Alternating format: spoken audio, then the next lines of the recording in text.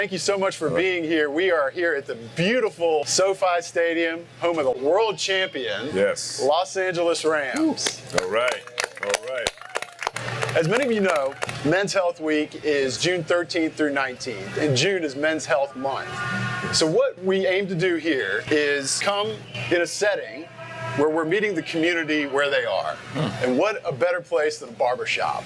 Cedars Sinai formerly did a study, a hypertension study, where they polled people in their conversations at barbershops. So we're carrying on that tradition right now. Yes, we are. And I have with me Dr. Murrell and Dr. Posadas. And I, of course, play a doctor on TV, so I'm totally qualified to be up here. When we say meeting people where they're at, is that we do want to make this some part of casual conversation. Oh, right? Yes. You know, I can't leave a gas station without me telling somebody about a colonoscopy. My dad, a lot of people in the audience, you know, I see them, and literally, I think one of the greatest things about what we do is that we have to make patients feel comfortable in like 2 minutes or less for us to examine them in a very private place. But the benefit of that is that when we take this, on the road, so to speak, I think we're able to connect with people and hopefully get them to connect with their families and discuss some of these topics that they may never have talked about before. Absolutely, and that's part of the beauty of what Dr. Victor saw in the men's barbershop. It's a place where men kind of threw it down, able to be themselves, to share information at a grassroots level. Right. That's where this conversation needs to be. Not just pocketed once a year in a doctor's office. Right. We'll be discussing today men's health and men's health issues. So what exactly is men's health? You're dealing with a population of human beings that don't like to think about being unwell, but these are our fathers, our brothers, our friends, our uncles, our godfathers, parts of our community. And it's something we really need to put more attention to because men are often afraid to talk about it. Exactly. Dr. Murrell and I spend a lot of time talking to men about looking out for themselves because we don't like to think about illness as men. Right. But it's incredibly important to the people that need us. Right, and I think a lot of times the stereotype of what maleness is passed down generation to generation. And a lot of times we like to think of ourselves as being strong, and we misperceive that strength means not getting checked up, not talking about our problems, not talking about mental health. Things of that nature. Yes. And what we need to do is change the paradigm so that we know if we really want to be strong, take care of our family, take care of our generations, and that means taking care of ourselves. Yes. Both emotionally, psychologically, and physically. Yes. And that's what we're hoping that this initiative will do. Do you feel like when men are apprehensive to ask for that help, ask for that expertise, who else is it affecting? Oh gosh.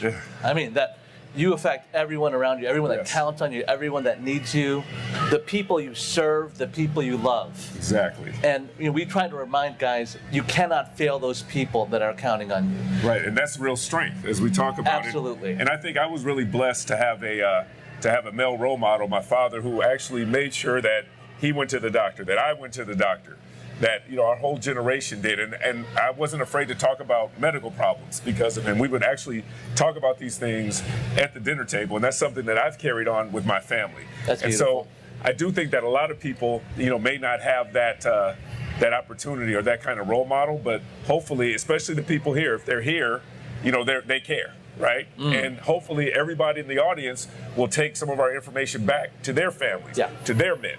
We noticed that a lot of men, especially for my particular specialty, colorectal surgery, a wife would have to bring them kicking and screaming in order to have me see them. I'm starting to have men of their own volition come in, trying to be more and more healthy. Yeah, it's terribly important. Same problem in prostate cancer, where men just don't want to think about cancer, don't want to think about a cancer affecting a very sensitive part of their body. Yes. But this is a major health problem for men, and it's something that we can deal with. Fear. Exactly. Zuri and I often talk about this. Fear gets in the way of being strong, of fulfilling your role as a man to your community. Exactly. We always say you shouldn't die from fear, and you shouldn't die from embarrassment. Yes. And what I have, and even what I take care of, and what he treats, often can be either prevented or it can be cured when diagnosed early. Absolutely. The problem is, especially in the African American community, things are diagnosed late for various assortment of reasons, which we can talk about. True. In many communities of color, this is true. Yeah. We talk about the African American community, the Latino community has the same problem, even in the Asian community. But fear, as we always say, that it can't limit you from being well. from fulfilling your role to your family, your friends, and your society. Well, that's such a wonderful story that you shared of having a role model at the dinner table. Understand that your father is here with us. Yes. Absolutely. Tomorrow's Father's Day. Exactly. So happy. What a wonderful celebration. And it's his birthday. And his birthday today. Happy birthday. And what's so important about that is that my dad is a prostate cancer survivor. That's right. Actually, I think survival is just the minimum that we want, right? We want thrivers. So I look at my cancer patients, and my goal is to make them cancer thrivers, not cancer survivors. Absolutely. When I met Dr. Murrell's father, I did not think survivor when I saw him. That is a man who's doing his thing, taking care of his son, showing him the way, and still giving back to everyone. That's not just surviving. That's fulfilling your role as a man. Exactly. It becomes a circle. I always talk about, for what I do, I'm a colorectal surgeon, and we'll talk about it probably a little bit later, but colorectal cancer can be prevented with something called a colonoscopy. Yes. Okay, you're looking for polyps. Important. Polyps turn into cancer. You remove the polyp. That's how you prevent colorectal cancer. Well, I had my dad get a colonoscopy, and we found that there's polyps there. And so because of my father, I got my colonoscopy, and I had a very large polyp that would have been cancer if I would have waited. Ooh. And so this is something that, beyond men's health, it's a family health. Yes. Meaning that you have to talk about your family history, whether that's diabetes, whether that's heart disease, whether that's prostate cancer, colon cancer. Yes. It really is important that we discuss these issues, and even the taboo ones. For some reason, people think what I do is taboo and what he does is taboo, yet it affects everyone. Oh, yes. So it's very important to be able to discuss these issues. And it's really painful. We think about these things and we think about who they affect. Right. One thing you and I have talked about is cancer actually does discriminate. We don't like to think about people being of different colors and different risks, but we know biologically men of different ethnicities fall at different risks. The African American community, prostate cancer, colon cancer. Oh, big deals. Exactly. And those communities have to be aware that this is a problem. Fortunately, Dr. Murrell's got a lot of good colleagues over at Cedars. They did mine. I wanted to, for a man who does this all the time, I mean, what did it feel like having that polyp, and what did you feel like getting that out and knowing what that meant for you? So it's very, very interesting because I used to be sympathetic to my patients when I was about to do a colonoscopy. Yes. People would say, I'm nervous or I'm scared, and I'm like, you'll be fine. Well, I never forget when I had my colonoscopy, right before I went in, I became tachycardic. My heart started racing and I was getting nervous. And so after that whole procedure, I found out I had a polyp. I was actually thankful. I was actually thankful because of my father's history. Yes. Men are supposed to get a colonoscopy at the age of 45. I had mine at 42 because of my dad's history. So I would have had a cancer. I had a high-grade dysplastic polyp. Yes. Which is like 2 steps away from cancer. Yes. And so I'd be having a different kind of conversation. And the reason this is important, especially for men's health in general, is that men have a 7-fold time higher chance of dying in general. And even when it comes to cancers, obviously there's a higher, for prostate cancer, it's all men. For what I do, it's slightly higher for men. But I think that once again, we often don't get screened without the love of our partner. And what I tell people is, if you're nervous to come see me, if you're nervous to come see him, I have patients all the time that come in and I'm like, you need a colonoscopy. Some of them say, Doc, I'm fine. I don't need that because, I'm like, well, what if you die? They're like, I'm fine. My wife is fine. My kids are fine. I said, well, do you love your kids? That's right. Everybody loves their kids. Yep. And they're like, yeah, Doc, I love my kids, but well, who cares? Why is that important? I say, well, if we find a polyp in you, then your kids can get a colonoscopy earlier that insurance will pay for. That's right. And so you're not just saving yourself, you're saving your generations. Health is a family affair. Absolutely. It literally is a family affair. And when you choose to discuss it, you can discuss it after church, discuss it at the dinner table, discuss it on family game night. Whatever you discuss it, just make sure it's discussed. Oh, yes. I mean, I think being a part of being a good father, a good brother, is sharing that information, getting it out to the people that you love. Right. Because those decisions you make about your own health affect a lot of people that are around you. We are all part of a community. You've got to respect that community and step up for them. Exactly. My own father is another prostate cancer guy. Okay. He had prostate cancer in his 50s, so I started getting my screening at 40. That was a tough pill for me to swallow.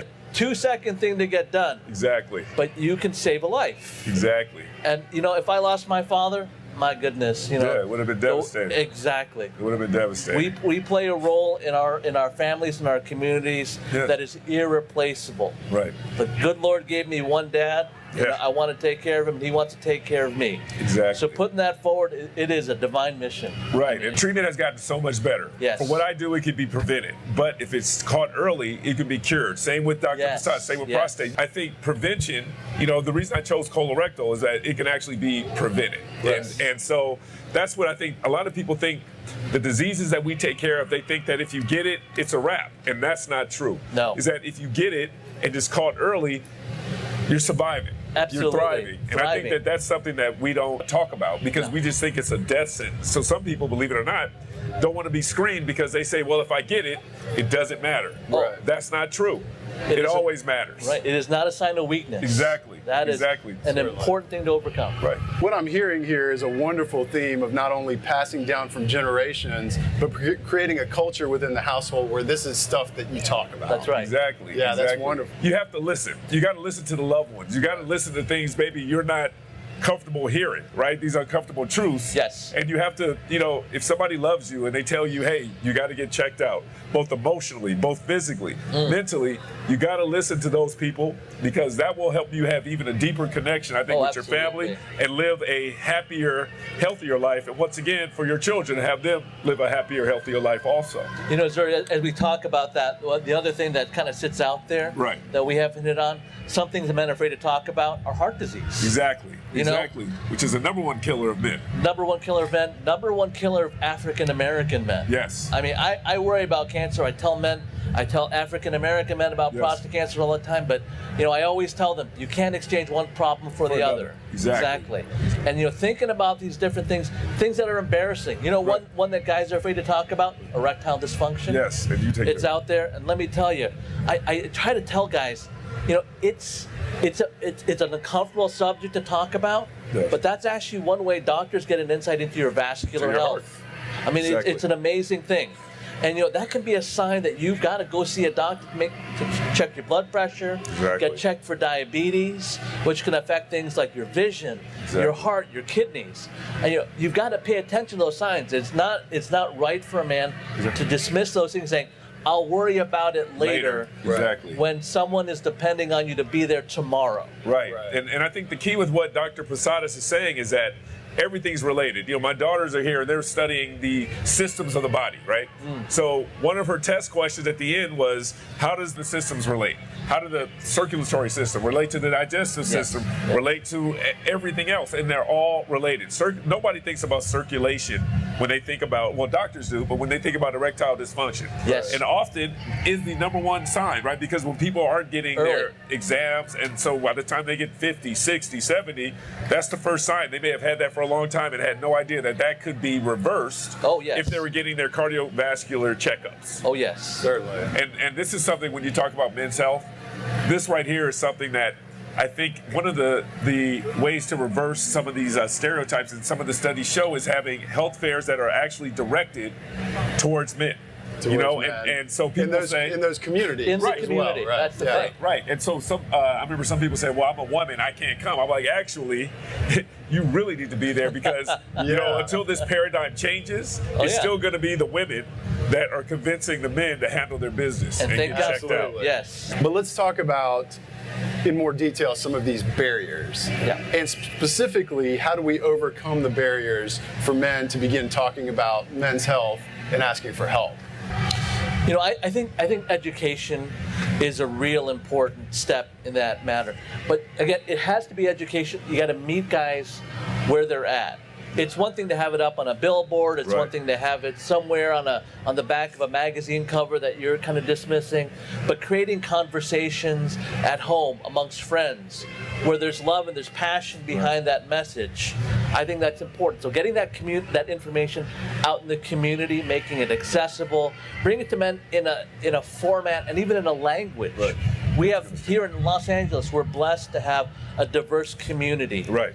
folks that speak languages from all around the world, cultures represented from all around the world. Exactly. You cannot make this a problem of white men, of black men, of Asian men, of Latino.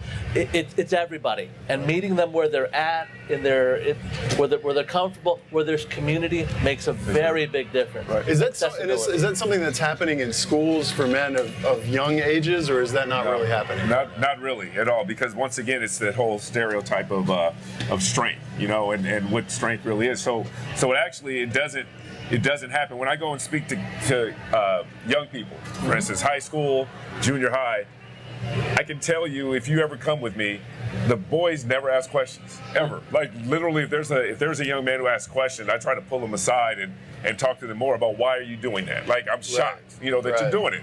And it's usually, I have a father or a mother with a disease, and that's why that happens. But one of the things I like to tell patients is, I cannot love you as a doctor more than you love yourself. So what does that mean? That means that you have to be your own healthcare advocate. So that doesn't mean when you go to a doctor's office, a doctor tells you something and you're like, no, this, that, and the other. What that means is you're a team. Okay. Yes. The way I look at my patients is you have to have a collaborative effort. Yes. And so I think one of the barriers is that, especially a lot of older doctors, like when you come in to see me, I usually sit below my patient. So like if you're sitting on the bed, I literally lower my chair so you're actually looking down on me.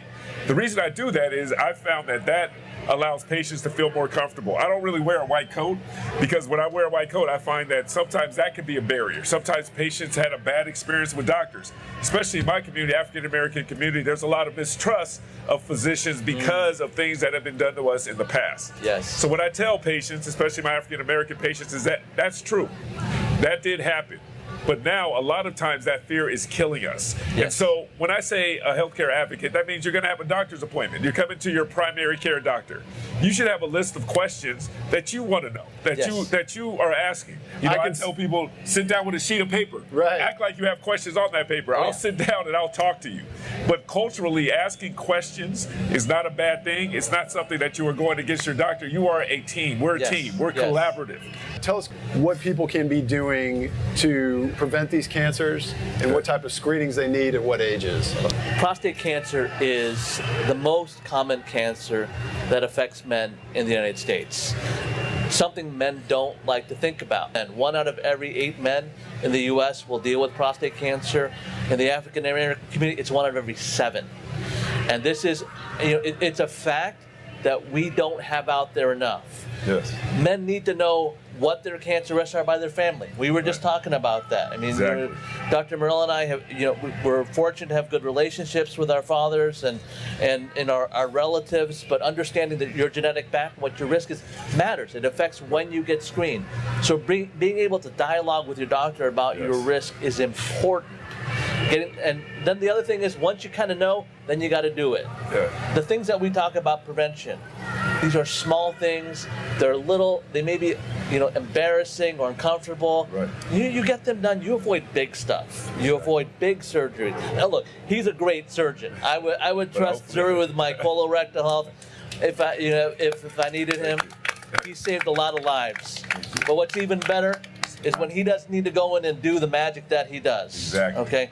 Because the biggest thing he can do is get folks out there to stop from developing a major colon cancer. I think about prostate cancer the same way. I spent my life understanding the biology of this disease and in treating men. But if we can get out there and get men paying attention to it, getting it diagnosed early and treated, I put myself out of a job. Exactly. You know what? I'm happy to do it. I apply my skills elsewhere with a smile on my face. Right, and something that you brought up with the breast cancer is that, we see, we're here with the Rams, right? There's that whole think pink, right? There's pink socks, there's everything. But people have to remember, when my mom died, it was an embarrassing disease. Right. So that basically made breast like not a dirty word. It took years and years and years. Right. I dream of a day where, you can have blue socks.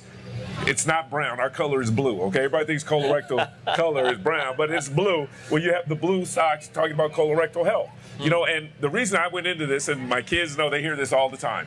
Colorectal cancer is almost completely preventable. How do you do it, okay? So number one, it comes from what we put in our bodies, right? So red meat in and of itself is a carcinogen. And I hate to tell people, pork is not the other white meat, okay? It's also a red meat. All right, so I tell people the way we break meat down is to something that is, we call it a pro-carcinogen, meaning if you eat enough, you can develop cancer. So I tell patients, look, I know ground beef is cheaper than any other meat, especially now with all the inflation going on. Right. But if you eat red meat every single day, you try to drop it to twice a week. I eat red meat maybe once or twice a month. Okay, that's something you can do. Obesity, which is related to most cancers, okay? Yes. Obesity itself is basically an inflammatory condition. It puts your body in a heightened state of inflammation. Thus, when you have different things that can cause cancer that we ingest, your body can't fight it as much. Yes. So nutrition, fiber. We need 20 to 25 grams of fiber a day. When I thought of fiber, I thought about something that old people take. Now I'm an old person, I guess, because I do fiber also. Berries, blackberries, blueberries, raspberries, things like that, high in fiber, very important. Vitamin D levels. When it comes to African Americans especially, and when it comes to all people. COVID, I think the data is going to bear out that COVID is really going to increase our cancer rates because we were all inside. Vitamin D we weren't getting our vitamin D. Vitamin D is made when the sun hits our skin, and vitamin D is an immune booster. Okay, and lastly, for colorectal, that's how I'm trying. Everything I just said is how I'm trying to prevent colon cancer in my kids. Because right now, the kids, when you talk about nutrition and everything, once you get to our age, the way you prevent colorectal cancer is getting your colonoscopy or making sure you get an early detection test, such as a FIT test, things of that nature. If you have one of these stool tests, okay, and that's a lot easier for people to do because you basically defecate, you mail it in, and you comes back. If that's positive, then you get a colonoscopy, or if you're 45, you just get a colonoscopy. Yes. Why is that? A colonoscopy is not done to find cancer. It's the only test a man or woman can have that actually prevents it. Yep. Because all colon cancer starts as these growths called polyps. You take the polyp out while you're having a colonoscopy.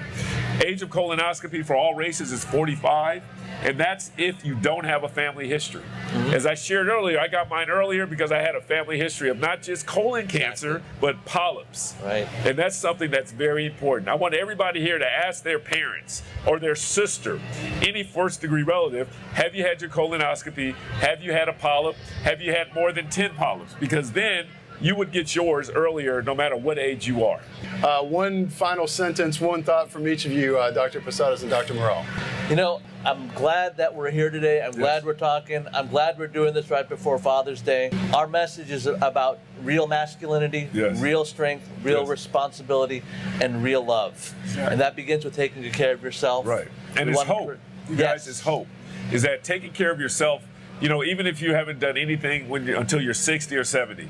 A lot of times once you get that age, you're really scared. You're like, well, if I find something, it's over. You guys, medicine right now, I'm so proud of what we do because we've totally changed. Colorectal cancer was a death sentence like 60 years ago. Prostate cancer, the same way. Right, prostate cancer is the same way. Cardiovascular disease, stroke, all these things were death sentences. We live in a time now where that is not the case. That things can be actually cured, but also you can live well.